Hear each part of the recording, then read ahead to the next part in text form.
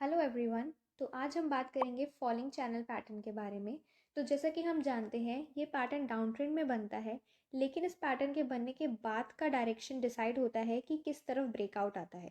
अगर इसका ब्रेकआउट ऊपर तरफ आता है तो ट्रेंड रिवर्स होकर अप ट्रेंड में कन्वर्ट हो जाता है, मगर अगर इसका ब्रेक डाउन नीचे की तरफ आता है तो फिर इसका डाउन ट्रेंड कंटिन्यूड हो जाता है।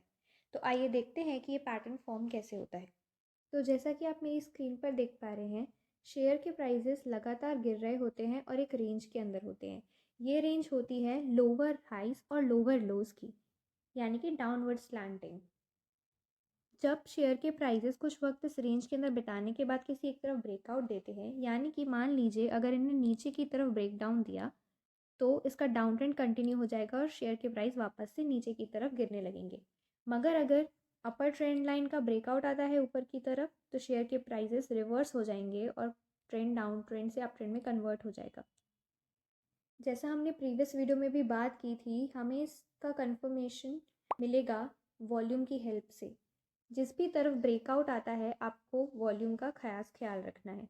अगर इसका ऊपर की तरफ ब्रेकआउट आता है या फिर मान लीजिए नीचे की तरफ भी ब्रेकआउट आता है तो उस ब्रेकआउट की कैंडल में वॉल्यूम हाई होना चाहिए और जिस भी डायरेक्शन में शेयर जाता है उस तरफ वॉल्यूम भी इंक्रीज़ होना चाहिए। तो आपको कन्फर्मेशन मिलेगा कि ये पैटर्न काम कर रहा है और इसका ब्रेकआउट फेक नहीं है।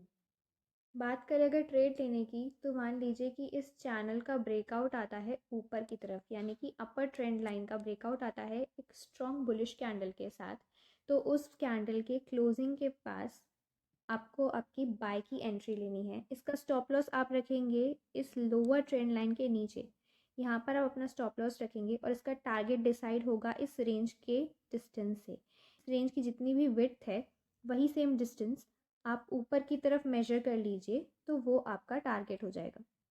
अब हम मान लेते हैं कि इस रेंज का ब्रेकडाउन होता है नीचे की तरफ, तो इसकी जो ब्रेकडाउन कैंडल होगी उसके क्लोज के पास आपको अपनी सेल की एंट्री लेनी है।